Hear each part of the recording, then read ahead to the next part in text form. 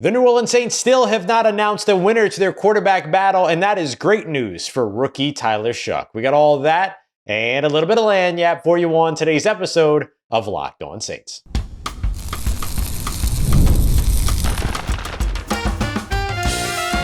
You are Locked On Saints, your daily New Orleans Saints podcast. Part of the Locked On Podcast Network, your team every day. What is good, Who Dat Nation and Who Dat family? I am your host, your friend Ross Jackson, New Orleans native, your New Orleans Saints expert and credentialed member of the media covering those New Orleans Saints as the Saints beat writer over at LouisianaSports.net. And on today's episode of Locked On Saints, rookie running back Devin Neal was back at practice on Tuesday. Why Saturday could be a major day for him. We'll take a look at how the New Orleans Saints should handle Saturday's game up against the Denver Broncos from the quarterback perspective. And we're going to kick everything off with the New Orleans Saints still not having announced who their winner of the quarterback battle is and why that's actually a good thing for rookie Tyler Shough. We appreciate you very much, as always, for being here with us, whether it's your first time or your next time being here with us this time, making it your first listen and being it every day. You're here on the show, which is a proud part of the Locked On Podcast Network, your team every day. If I wanted to put my tinfoil hat on for just a moment, the non-decision for the New Orleans Saints around the quarterback battle on Tuesday following the sort of peak moment of the offseason so far. Spencer Rattler leading the 2-minute drive at the end of the game, converting the 2-point conversion to force the 17-17 tie against the Jacksonville Jaguars. That meant to me that the New Orleans Saints want to give every opportunity to both of these quarterbacks to go out there and win this quarterback battle. So it's a great thing for rookie quarterback Tyler Shough. You come off of that first week, Tyler Shough could have been named the starter then. The Saints didn't name that starter. It gave Spencer Rattler an opportunity to come back. And even though he wasn't the starter in week 2 of the preseason up against Jacksonville, he got his opportunity to bounce back and make his fight for that roster spot. Now, coming off of that Sunday game up against Jacksonville, a real opportunity with a lot of momentum there to say, you know what? Starting the season off with Spencer Rattler, week 1. We'll see how things kind of, work out over the course of the first early portion of the season, and then potentially turn things over to Tyler Shough at that point, or keep working with Spencer Rattler if he's winning games, all that. But instead of the Saints doing that, they give Tyler Shough now an opportunity to respond. So now, as we look at this quarterback battle between both of these New Orleans Saints quarterbacks, Spencer Rattler, 25 of 35 through the first 2 preseason games. Tyler Shough, 24 of 34. Spencer Rattler, 252 passing yards. Tyler Shough, 231. Spencer Rattler, 1 touchdown, 1 interception. Tyler Shough, 1 touchdown, 1 interception. Spencer Rattler's passer rating hovering around 39, while Tyler Shough's hovers around 36.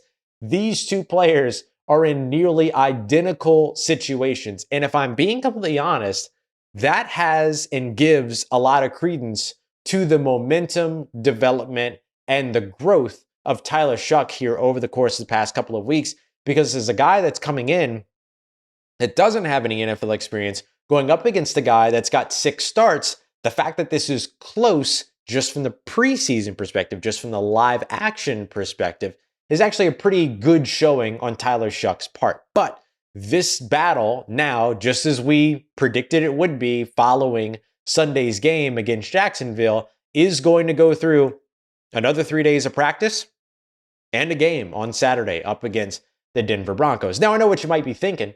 Well, Russ, but it's probably just that Kellen Moore didn't tell the media that there was a starting quarterback that was made. Well, I'm inclined to believe Kellen Moore when he said that the team doesn't know yet either, and that they're close to making a decision, but haven't yet made that decision.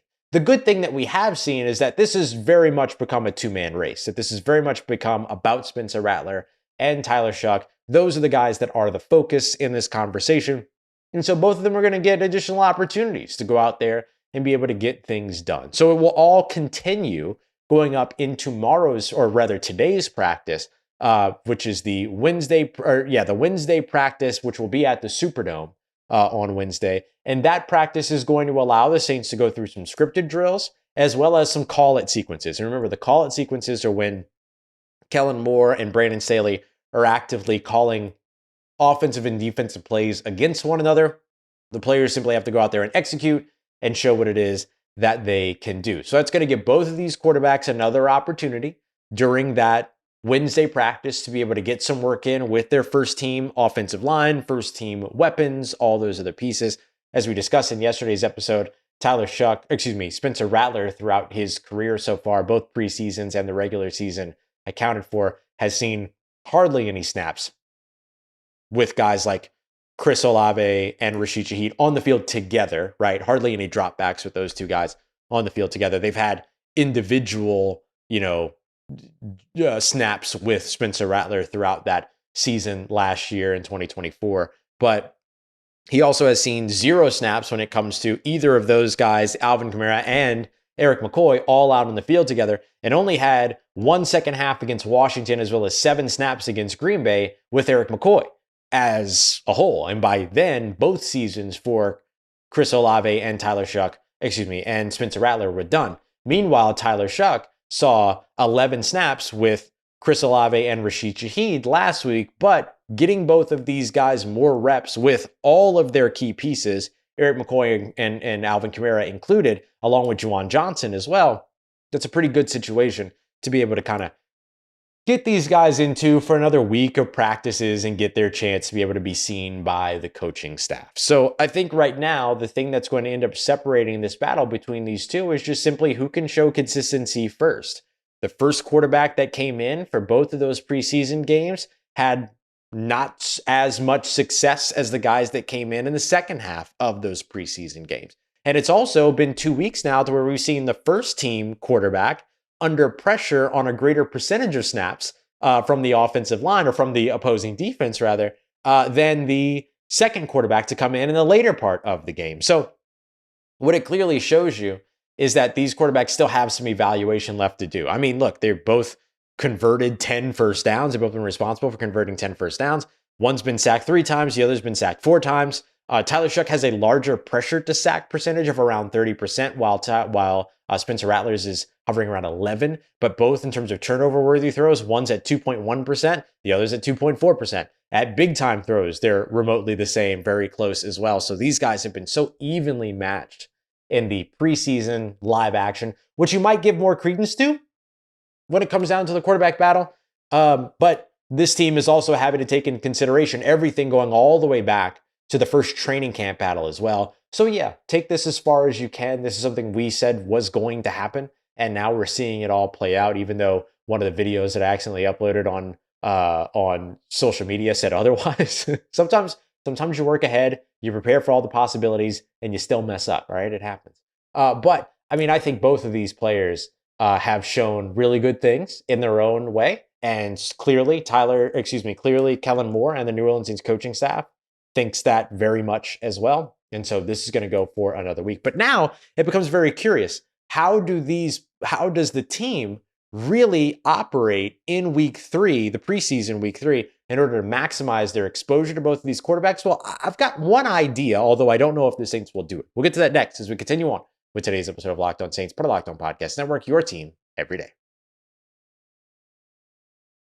This episode is presented by Yahoo Fantasy. Me and a couple of other friends, including the Locked On Saints squad, are going to be playing over at Yahoo Fantasy, and you should be too. Whether you're a first-timer or you're a veteran that's starting up your millionth league, you're going to find everything you need over there and more, especially with all the new features that continue to drop. To celebrate 28 years of fantasy football greatness, Yahoo Fantasy is dropping 28 big new features over 28 days throughout August. To kick it off, they dropped their Yahoo Fantasy Guillotine Leagues, a killer new way to play Yahoo Fantasy football in particular, where the lowest scoring team gets eliminated each week until there's only one team left standing. So with the season right around the corner, now is the time to get your league together and give this new mode a try. And if you're into the classics, you can still play head-to-head in private leagues or join a public league. So stay tuned to more killer announcements and start playing Yahoo Fantasy Football now at yahoofantasy.com/LockedOnNFL.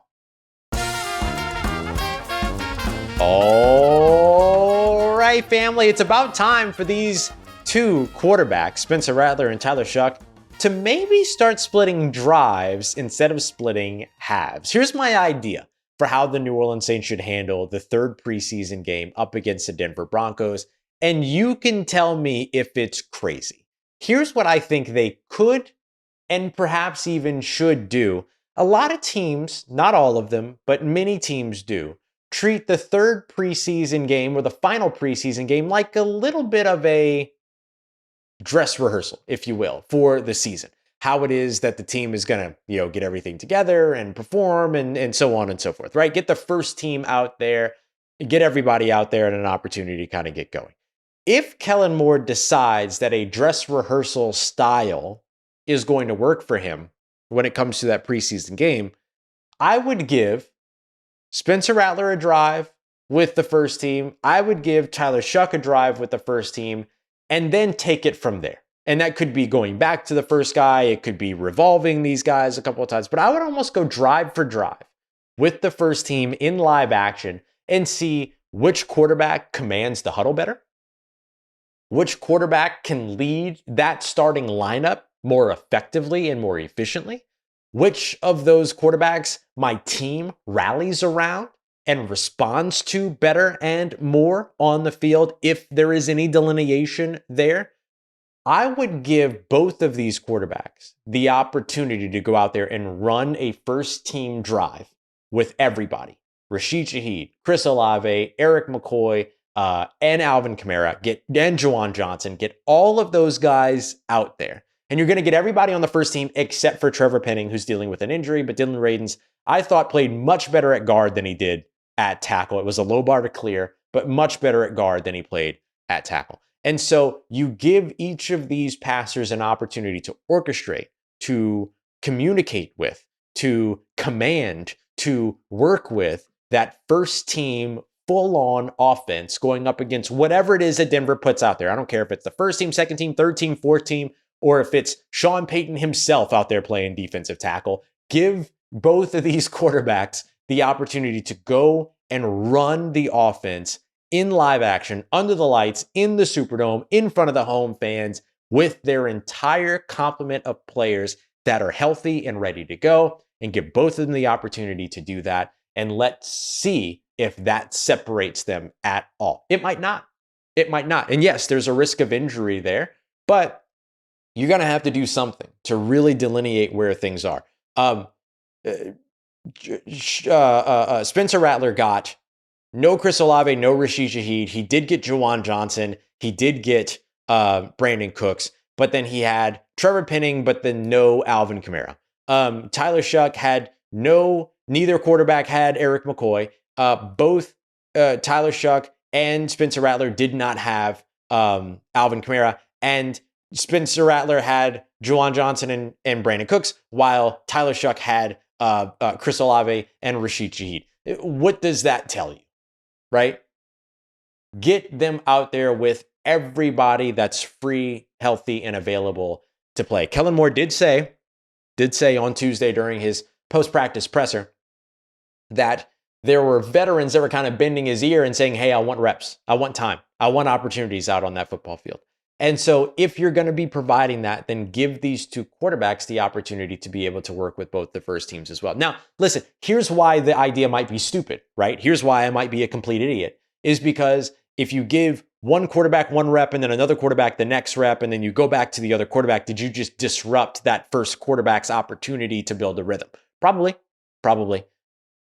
Perfectly understandable. Completely understand that. So my idea might be absolutely idiotic, but I'm just trying to think about how you balance a little bit the playing field here for both of these quarterbacks. And one thing that we have not seen either of these quarterbacks do is operate with the full complement of their team, the full complement of their first team roster, and in a game setting. We've seen it in scrimmages. We've seen it in non-contact drills. We've seen it in thud tempo. We've seen it in joint practice, thud tempo, going up against the Los Angeles Rams.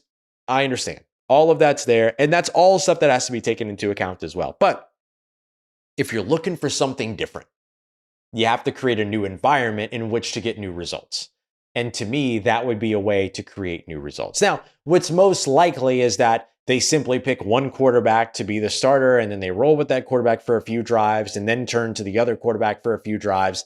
And then based on that, plus the second preseason game, plus the first preseason game, plus the practices getting ready for those games, and including all of training camp, they have to make that decision.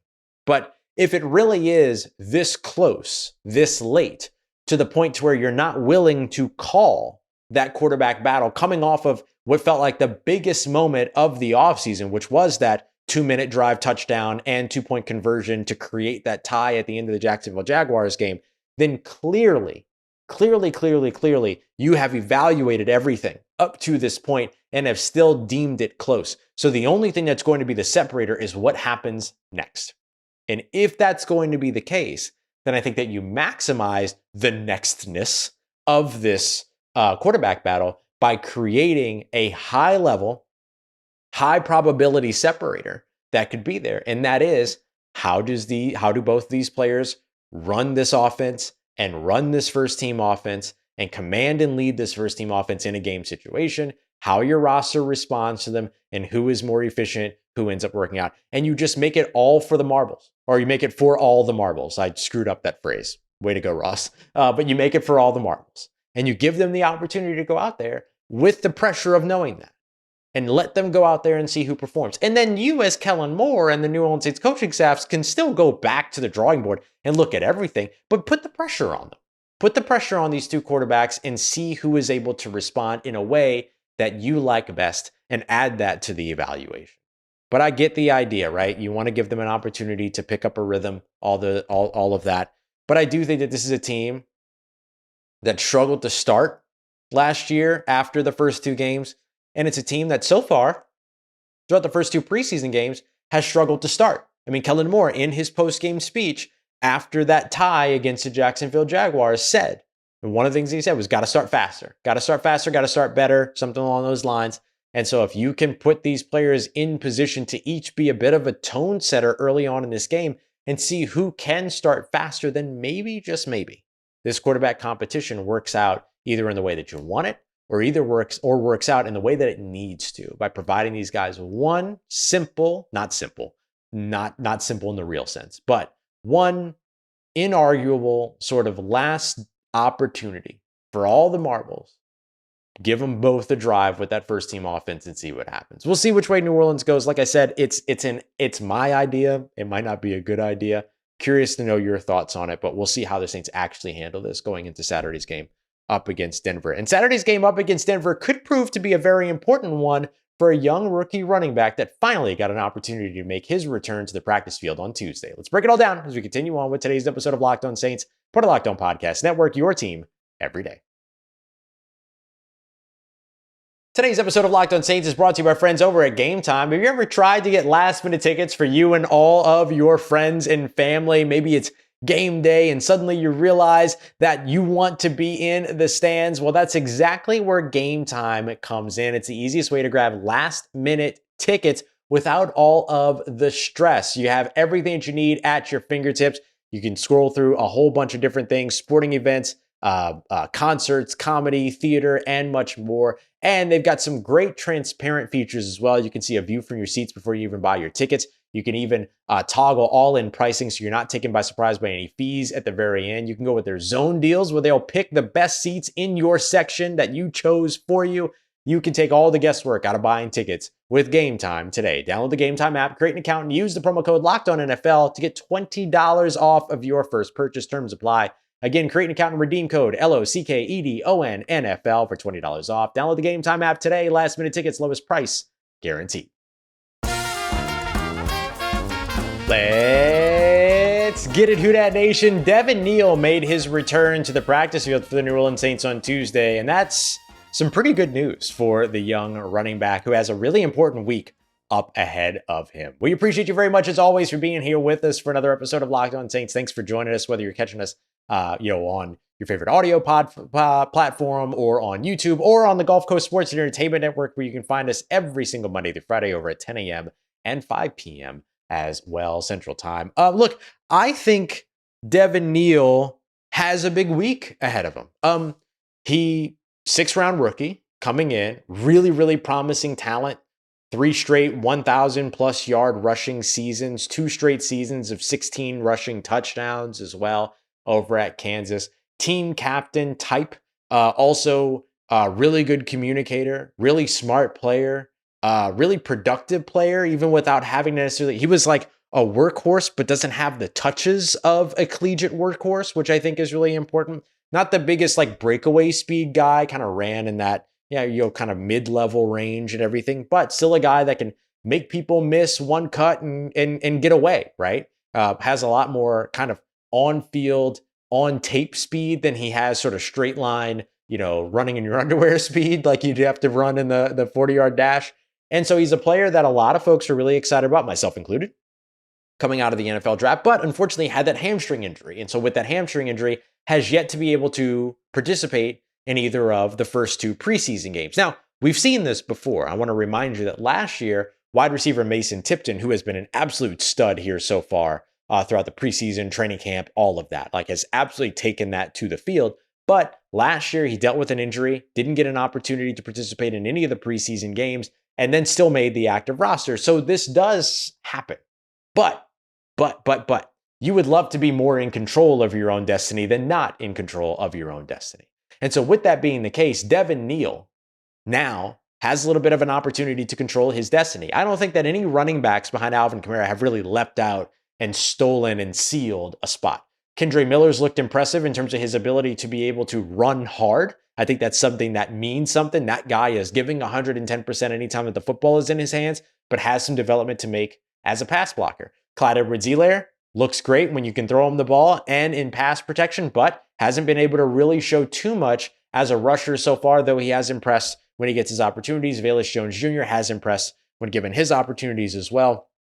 But I think that there's still a lane for Devin Neal to steal a roster spot. Because when I look at this running back room as it is right now, Alvin Kamara, Kendre Miller, Clyde Edwards-Helaire, as well as Velus Jones Jr., those are the guys right now that have been the standouts. Marcus Yarns is a shoe-in for the practice squad. There's no doubt about that. Cam Akers could be a good practice squad addition as well, but just hasn't looked like himself really over the course of training camp thus far, and rather the preseason games in particular. And so there's still absolutely a lane for Devin Neal to come in and impress. There's no telling how many running backs the Saints are going to be interested in keeping. They don't have a fullback that's taking up a roster spot. They only have so many healthy tight ends. They only have so many effective wide receivers as well. And so if the Saints only keep 4 wide receivers, that could open up another potential roster spot to keep an additional running back, maybe one running back more than they would typically want to keep. All of that works in the Saints' favor. And so with that, I think this is a great opportunity for a guy like Devin Neal to be able to come in, get his opportunity, to be able to get out there and make some plays, show what it is that he can do. So we'll see how things trend for him Tuesday, Wednesday, Thursday, and what that could mean for him during Saturday's game against Denver. He is coming off of that hamstring injury. He was limited on Tuesday, according to head coach Kellen Moore. And so we'll see how things continue to bolster as they go to the Superdome and practice on Thursday, or Wednesday rather, and then return for a little bit more of a walkthrough on Thursday. So he's really going to have to show more of where he is on the bigger day on Wednesday. And if he can show like, hey, I'm healthy, I'm ready to go, get me out there, put me in there, coach, that could give him an opportunity to go out there and compete for one of these running back spots. And we'll see how things kind of bandy about from there. He's also got the advantage of being the draft pick of this position by this coaching staff. And so I do think that that's remarkably important for him as well. So we'll see where things go when it comes to all that. The next thing, a couple of other returns for New Orleans. Jasheem Davis, the edge rusher, sounds like we might finally get an opportunity to see him in game action. He looked super impressive early on throughout camp, had looked like he was maybe even leaping a guy like Isaiah Foskey. He was outperforming other players at the position. And so he came off. I asked Cam Jordan about him one day, and Cam Jordan said, yeah, he's trying to be a little speed demon, isn't he? And he really was. Like, how quickly he was winning off the edge, the kind of 110, 120, 150%ness with which he played was super evident as well. And so that high motor was absolutely there. And there's a reason why this guy was one of the best, defensive line performers when it comes to sacks and tackles for a loss during Wake Forest's history as a football program. So can he bring some of that to the field for New Orleans? So that will be the other player that returned and that I'm excited to see a little bit more of as we go through. And then JT Gray finally got an opportunity to make his way back to the field as well. I don't think JT Gray's got a lot to worry about when it comes to his roster spot, but certainly good to see him back out on the field, special teams captain, all that. So great to see him getting back out there. The players that we did not see on Tuesday were Alontae Taylor, who's dealing with a groin injury, Taysom Hill, who of course is on physically unable to perform. Terrell Burgess is dealing with an injury. We also did not see starting left guard, Trevor Penning. No surprise there as he manages that that toe injury. And then Foster Morrow was not present, also one physically unable to perform. No Zach Wood, who's dealing with a hamstring, as well as John Ridgeway III, who's dealing with a pectoral issue at the moment that kind of popped up during the game on Sunday up against the Jacksonville Jaguars. So I think as we're looking at certain positions that are being impacted by injury, safety is obviously a big part. Offensive line is obviously a big part, and defensive interior now a big part, with Colin Saunders having been traded away, John Ridgeway dealing with an injury, but Christian Boyd being the guy that so far has stepped up pretty big at that position here as of late. So really, really interesting things happening as the Saints kind of shuffle around their roster. Luke Fortner was present on Tuesday as well, but there's a couple of guys, Jasheen Davis and Devin Neal, those young rookies, very excited to see as the preseason game kicks off next week up against the Denver Broncos, or rather Saturday up against the Denver Broncos. Make sure you come back tomorrow. We'll get you everything you need to know after the New Orleans Saints practice in the Superdome and where the quarterback conversation is headed. All right, we appreciate you very much, as always, making us a part of your day, part of your routine, and for saying yes to the show. As always, if you see me, please say hi. If you need anything else around your New Orleans Saints in between these episodes, make sure you follow me on your favorite social media at Ross Jackson, NOLA. Hit me up. Let me know how the family's doing. Let me know how you're living. Let me know how you're momming them. Trust you, that nation. I'll holla at you.